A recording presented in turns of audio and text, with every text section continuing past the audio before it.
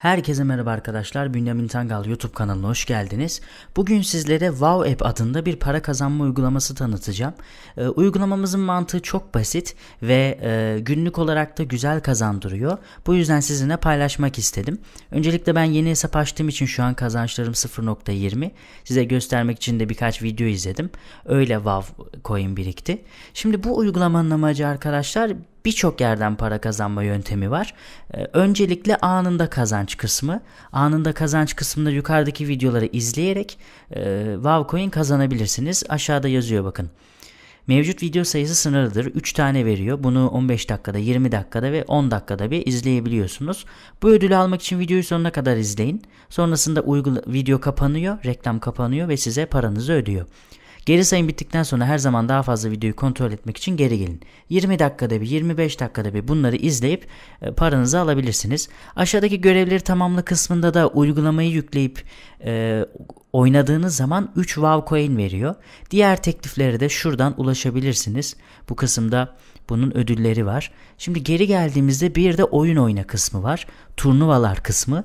Eğer gerçekten yüksek skor yapabileceğinizi düşünüyorsanız buradaki oyunları oynayarak yüksek skor yapabilirsiniz. Ben bir kere oynadım. Sistemi test etmek için. Oyunumuzun puanını güzelce sayıyor. Tabi biraz oynayamadım. 17. sıraya düştüm. Siz bunu 169.000 yapınca yapması kolay. Eğer 3-4 defa oynarsanız böyle, eğer eliniz iyi ise kolayca üste yerleşebilirsiniz. İlk 3'e hediye veriyor.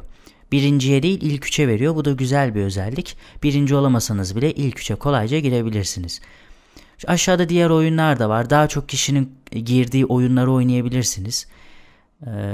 2 saat kalmış, 3 saat kalmış. 3 saatte bir yenileniyor, 2 saatte bir yenileniyor. O konuda güzel bir şey. Arama yap kısmına girmeyin arkadaşlar. Arama yap kısmında arama yapıyorsunuz. Fiyatlardan size şöyle girdiğimiz zaman Wow Coin ödüyorsunuz. Yani bu bizim işimizi görmeyecek. Yurt dışından birini aramak isterseniz ama kullanabilir. Sadakat kısmı şöyle. Referans kasıyorsunuz. Referanstan kastığınız referanslar para kazanırsa belli bir yüzdesi de size geliyor. Başka burada size açıklamam gereken bir şey yok. Bir de şu var arkadaşlar. Bir de şuradan kazanabiliyoruz. Etkinlikler, ödüller kısmına geldiğimizde bu ödülleri %20, gördüğünüz gibi %20'sini tamamlamışım. Bunların her birini tamamladığımız zaman da bize Wow Coin veriyor. Şöyle şu aşağıdaki kısımları, şuradan bunları hepsini toplayınca şu ödülü veriyor. 2 kez Wow para kazandırıyor size. Oradan da kazanıyorsunuz. Ama genellikle kazandıracak kısım oyun oyna ve anında kazanç kısmı. Bunları takip ederseniz günde 5 ila 10 lira arası bırakacaktır.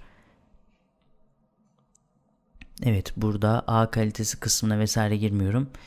Bu A kalitesi Wow App ağınızdaki aktif üyelerin, yani getirdiğiniz referansların 30 gün içerisinde kullandıysa %30'unu size veriyor. O yüzden referanslarınızın sürekli olmasına dikkat edin. Hayır kurum kısmında iyilik yap kısmı. Burayı pek şahsen ben çok kazanıyorsanız yapabilirsiniz. Hayır kurumlarından birini seçiyorsunuz. Kazandığınızın belli yüzdesi buraya gidiyor. Buradan bağış yapabiliyorsunuz bir de. Otomatik olarak bağışları tutarlı yapabiliyorsunuz. Uygulama bu kadar arkadaşlar. Benim hoşuma gitti. Burada sohbet kısmı da var. Sohbet ettikçe de kazanılıyor sanırım. Öyle bir şey hatırlıyorum. Güzel bir şekilde gelir elde edebilirsiniz. Size tanıttığımız uygulamaların her birini tek tek kullanırsanız her birinden güzel kazançlar elde etmeniz mümkün. Videomuzu burada sonlandıralım arkadaşlar. Bir sonraki uygulama tanıtımında görüşmek üzere. Kendinize iyi bakın. Hoşça kalın.